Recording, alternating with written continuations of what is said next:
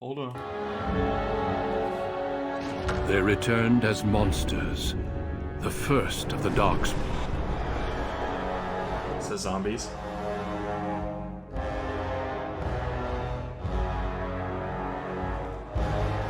They became a blight upon the lands, unstoppable and relentless. The Dwarven kingdoms were the first to fall, and from the deep roads, the Darkspawn drove at us again and again, until finally we neared annihilation.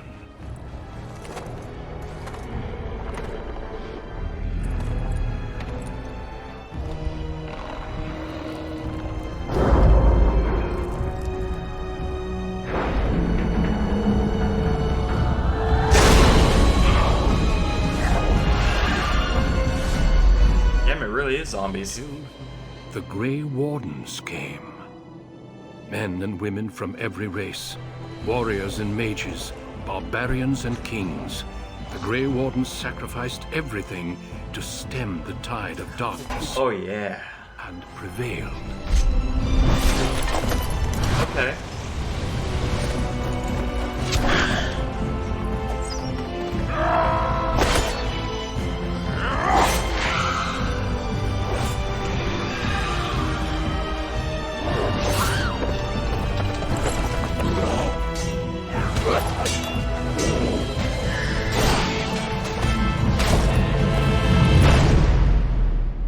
It has been 4 centuries since that victory, and we have kept our vigil. We have watched and waited for the Darkspawn to return. But those who once called us heroes have forgotten. No, they would never forget. You were too badass. We are few now, and our warnings have been ignored for too long. Uh-oh.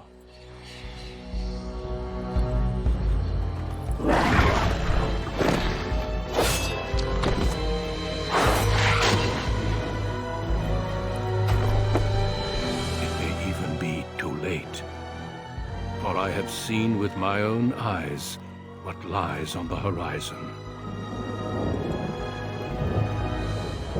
Maker, help us all. This is awesome. I like this. What a good setup.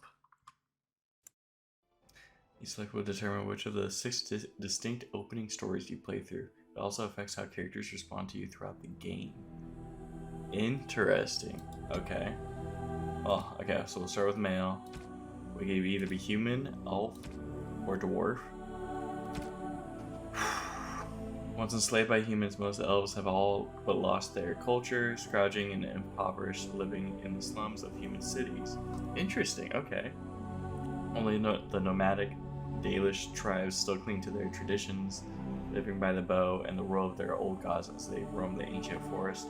Welcome nowhere else, elves can be warriors, rogues, or mages.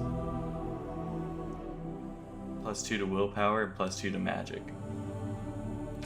I would have figured they would have had that switch with humans, but okay. The most numerous, yet the most divided of all the races. Only 4 times have they ever united under a single cause, the last being centuries ago. Religion and the chantry play a large part in human society. It distinguishes them culturally from elves and dwarves more than anything else. Humans can be warriors, rogues, and mages. Okay, same as the elves. Except they get +1 strength, +1 dexterity, +1 magic, +1 cunning. Okay. And then the dwarves. Originally bound by castle and tradition, the dwarves have been waging a losing war for generations, trying to protect the last stronghold of their once vast underground empire from the Darkspawn. Badass. Dwarves are very tough and have a high resistance to all forms of magic, thus preventing them from becoming mages. +1 strength, +1 dexterity, +2 constitution, 10% of chance to resist hostile magic. This is gonna be hard. So they could be a warrior or a rogue.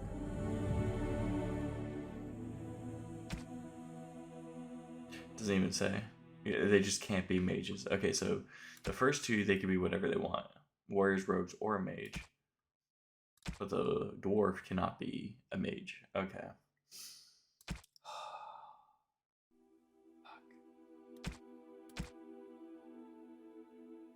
think I gotta be a dwarf, dude. That was the most badass one of them all. Warriors are powerful fighters, focusing on melee and ranged weapons to deal with their foes. They can withstand and deliver a great deal of punishment, and have a strong understanding of tactics and strategy. Specializations for a warrior include Berserker, Templar, Champion, and Reaver. +4 strength, +3 dexterity, +3 constitution. Rogues are skilled adventurers who come from all walks of life. All rogues possess some skill in picking locks and spotting traps, making them valuable assets to any party. Tactically, they are not ideal frontline fighters, but if rogues can circle around behind their target, they can backstab with devastating effect. Rogue specializations are Ranger, Bard, Duelist, and Assassin. Shit. Okay, I think we're going to go Warrior. Just in case, this one purely not even so much as like a lore standpoint, but from a gameplay standpoint, knowing myself when I play video games, I probably want to be on the front line, and I probably want to just swing at the dude. So a warrior is probably smart for me. As cool as the rogue is, probably be smart for me. Future playthroughs maybe we'll switch it up, but for now, a warrior. So we could be either a commoner or a noble. Both castless in a land where rank is everything, bound as a lackey and a thug of a local crime lord. You have spent your life invisible until chance thrusts you into the spotlight, where you can finally prove whether you will be defined by your actions or your birth. As a favorite child of a dwarven king, you proudly take up your first military command, only to learn that the deadly intrigues of family and sycophants may pose a greater danger than at even the battlefield.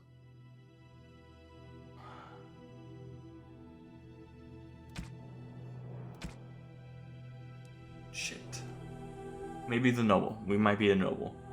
Because I was just thinking about it right now. I was like, the commoner sounds cool. I actually think I like the commoner.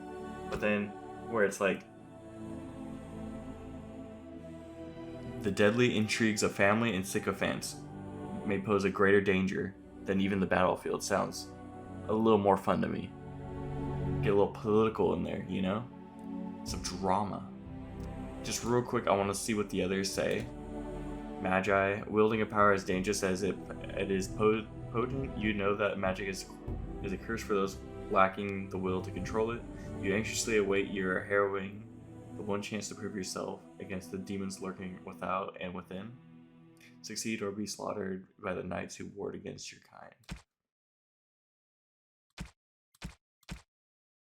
Oh, that was a magic.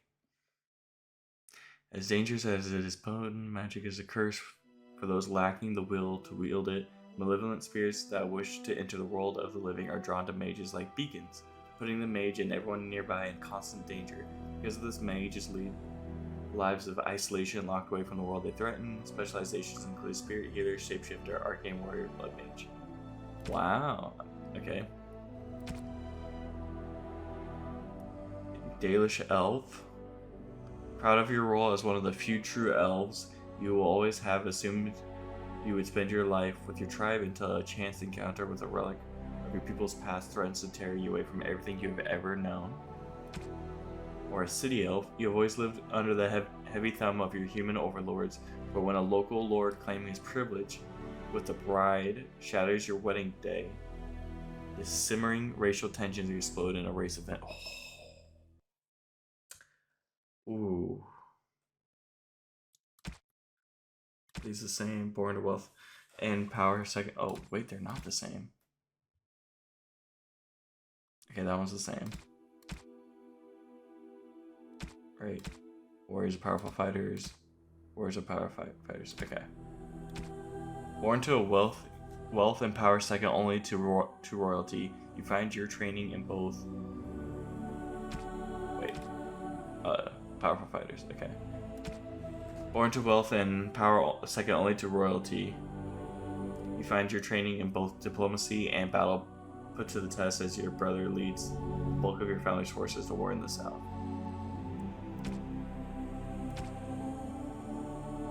Okay, so you could only be human noble.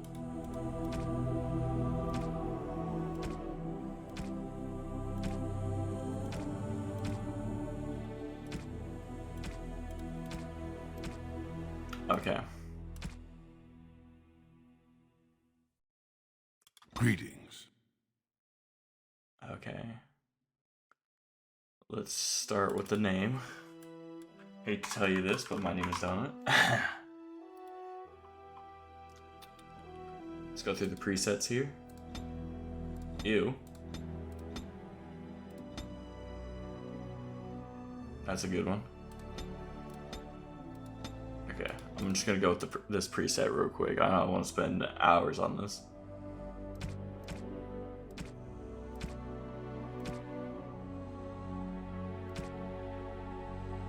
Nah, that's fine. It's fine. Measures the character's physical prowess and directly affects the damage a dealer deals in physical combat. It also contributes to the accuracy of melee attacks. High strength is essential for warriors. It's particularly if they wish to wield two-handed weapons, and is nearly as critical for rogues.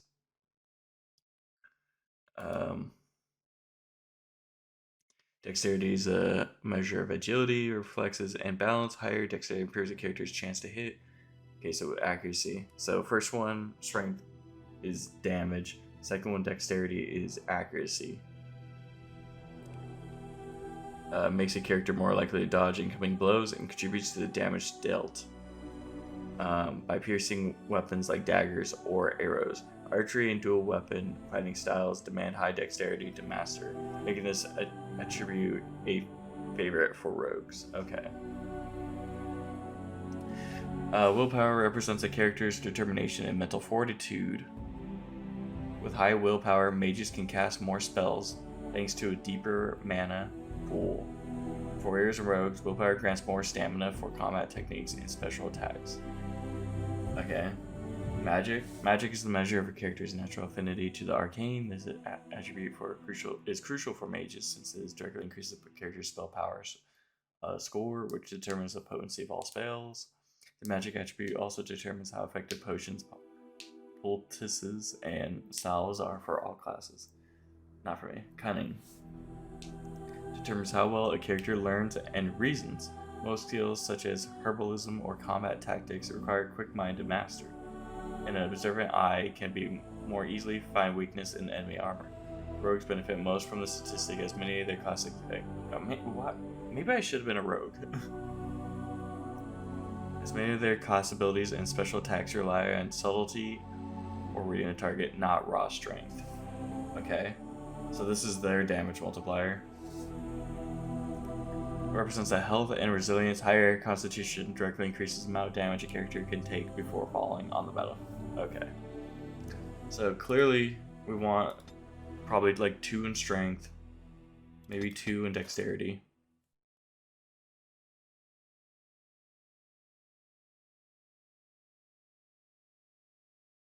One in cunning.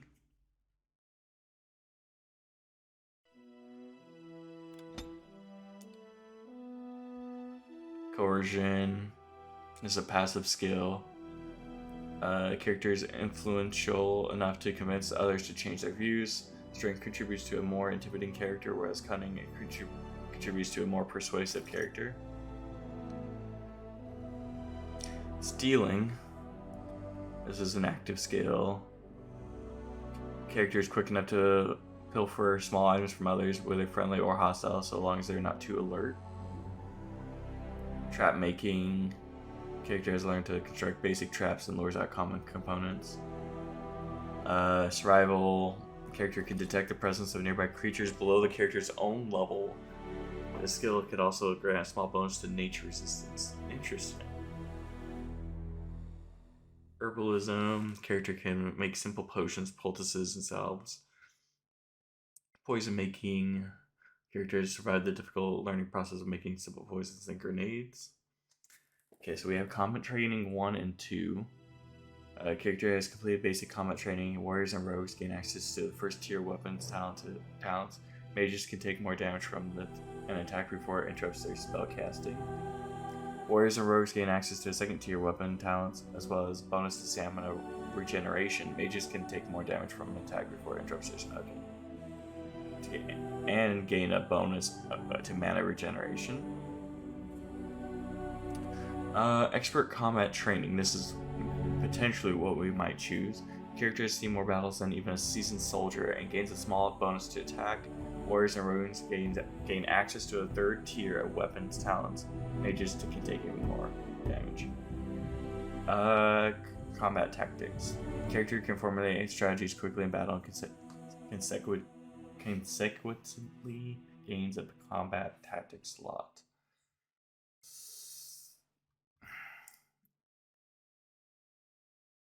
I almost want coercion or expert combat training.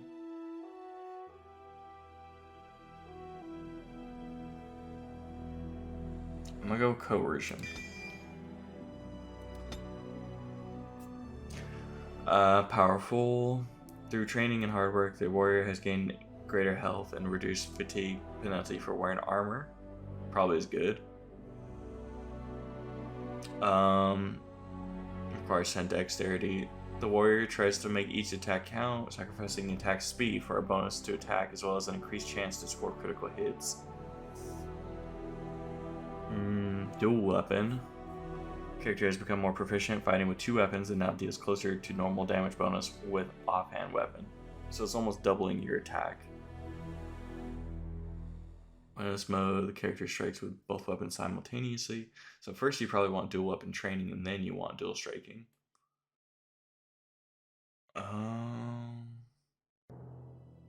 What if I want archery? What is this? Shield bash and then shield pummel? I could do weapon shield, but two-handed kind of sounds cool.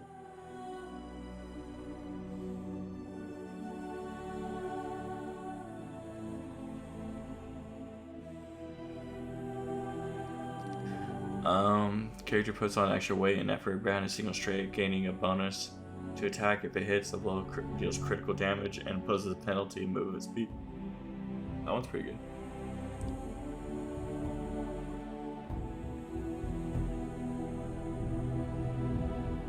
Fire without interruption. Ooh. Oh, do I want to be an archer? It's just kind of sounding cool. Rapid shot speed wins out over power while this mode is active. As archer fires more rapidly but without any chance of inflicting regular critical hits. Master archer increases the rate of fire further still. The archer fires a single arrow that automatically hits, stunning the target and dealing normal damage. The arrow then shatters, hitting all nearby enemies with the same effect. Ooh.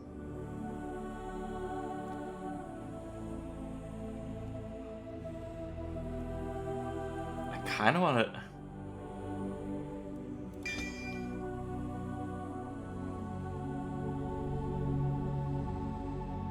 Disables the foe, pinning the target in place until it passes a physical resistance check and slowing movement speed otherwise.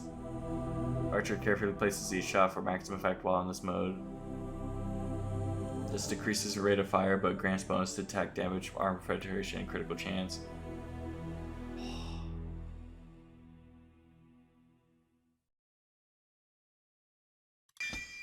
I think we're gonna archer rat boys. Deep beneath the Frostback Mountains sits Orzammar, the larger of 2 known remaining dwarven cities in the world. Orzammar was once the seat of a major empire connected by tunnels called Deep Roads, which stretched thousands of miles. The city now stands alone, cut off from the rest of the dwarven ancestral lands by the Darkspawn incursion. Secure in Orzammar's impregnable construction, the dwarven noble houses continue their centuries-old power struggles. Assassination and blackmail are commonplace, but the appearance of honor is paramount. Oh. You are the second child of King Endren of House Aiducan, the 9th Aiducan ruler elected by the Noble Assembly. You grew up in a world rife with political intrigue and have struggled against brothers and cousins for honor and prestige. Today, a feast celebrates your first military commission, the opening move towards real power in the ever-changing game of dwarven politics. Greetings, my lord. You are dressed and ready. Excellent. They look the exact same. Is that the same character model I couldn't find twice? the armor's matching dagger, but I scrounged up a rather fancy longsword. Do you wish to wear your shield to the noble's feast? I wish to wear my shield. Yes, let them see me as a warrior, bear safe and sorry, shield me. Leave it, I don't want to look fearful. I wouldn't even wear the armor if not for tradition. No. We are proud dwarves. We are gonna wear. Let them see me as a warrior. Of course, if every other noble has a shield and 3 swords, you'll feel awfully underdressed. Exactly.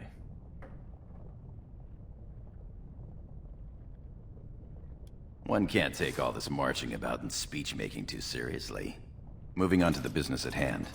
The king expects you to make an appearance at the feast, but there's no rush. The noble family heads will spend hours boring your father with petitions and petty grievances. The noble family will spend hours boring your father's petitions and petty grievances. What shall we do in the meantime? What sort of grievances? The art of ruling is hardly boring. What of my brothers? Okay, what sort of grievances? What do you mean by that? The usual. This lord had my cousin killed, this lord seduced my wife, this lord did the exact thing I'd planned to do to him, but he did it first. Oh. Pose and bluster, and each pretends he is the honorable man in a den of thieves and assassins. Bah. The rest is worth seeing, though. As part of the celebrations, permits have been auctioned off to members of the merchant caste who wish to sell wares in the Diamond Quarter. Lord Harrowmont has also opened up the provings for young warriors to test their mettle before tomorrow's battle. Perhaps we should go show them what single combat is really all about. And by we, I mean you. I'll practice my cheering. Fantastic, I love it. Let's go have a look. It's very appealing. Let's get in there, my lord. The day is ours until the feast. Okay. This game may play from a variety of tactical viewpoints. Use the mouse wheel to bring your camera down. When paused, you can issue orders to your character. Right-click on your desired destination. Your character now has a move order. You can issue orders in real time or while paused. Press space to unpause.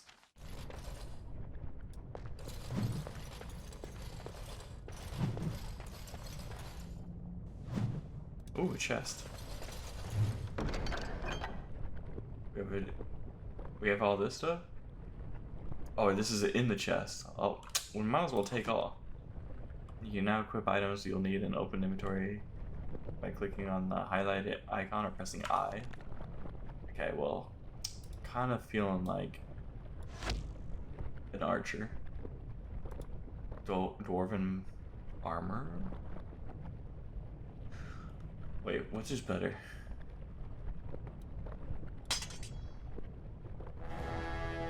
Why is this highlighted? That's what I want to know. Does anything change by this? I'm gonna assume no. Oh, I see it. Never mind. 10.7. What is this? Damage and attack. And if I switch this with my sword.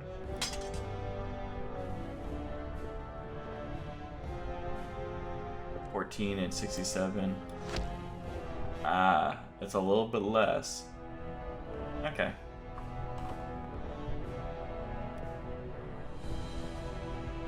Oh, it wants me to remove my clothing.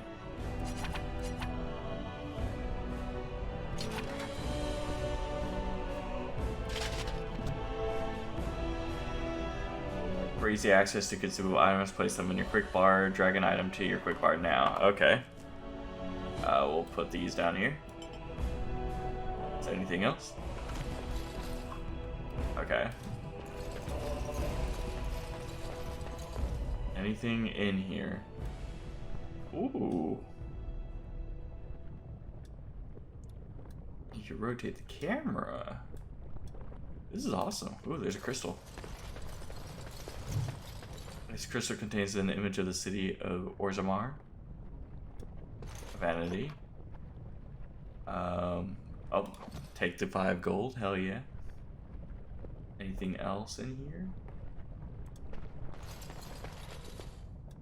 Is that a chest? Is it not? Okay, can't do anything in there.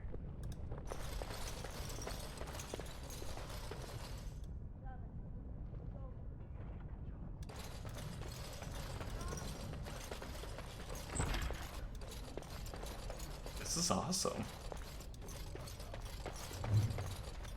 A new Dwarven history. Do I want to read that? Probably, huh? I haven't read any of the history. This city of Orzammar politics, Dwarven faith. Yeah, these seem important. The dwarves are lauded for their craftsmanship, and the city of Orzammar is one of the finest works. Orzammar lies at the heart of the Frostback Mountains deep underground. The city arcs outward from the royal palace, which is built around a natural lava vent, continually fountaining liquid rock, which both lights and heats the entire cavern. The topmost tier of the Orzammar is home to the noble caste, with the palaces fanning out in both directions from the court of the king as well as the Chaparette, which serves as repository for all dwarven knowledge. Okay. The lower tier is the commons, where the merchant caste holds sway and where the finest works of Orzammar's craftsmen are for sale. In the center of the river of lava, connected to the commons by a causeway, are the proving grounds, a sacred arena where the dwarves, by ancient tradition, settle their disputes. I'm loving this, dude. This is fantastic. On one side of the fiery river are the ruins of old dwarven palaces, fallen into disrepair, which the locals call Dust Town, now home to the city's castles.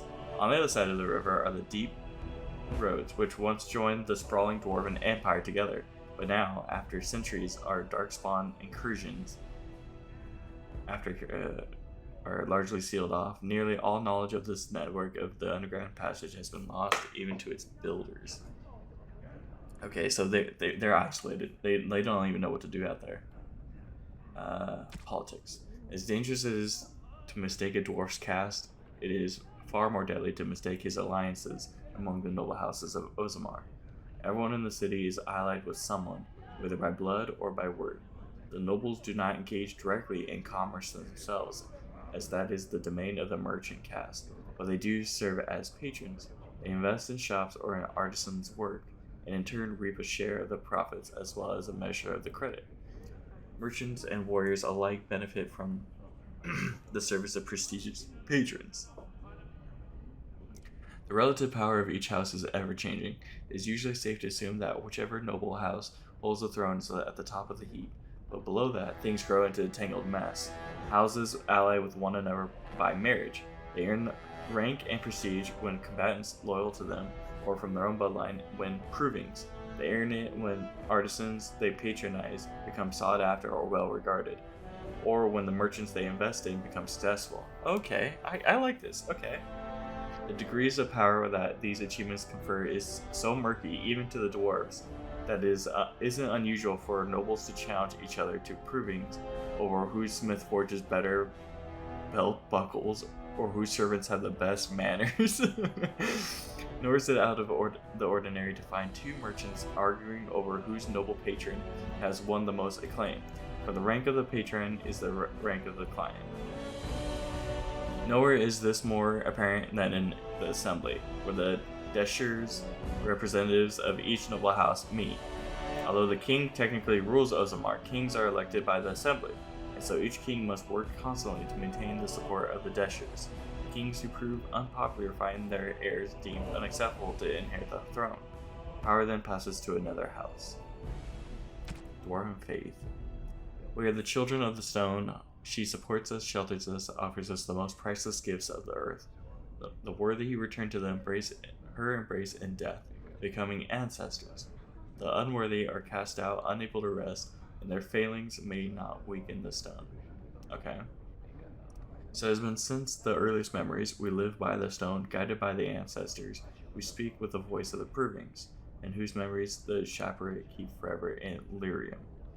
We do not accept the empty promises of heaven as the wild elves do, or vie for the favor of absent gods.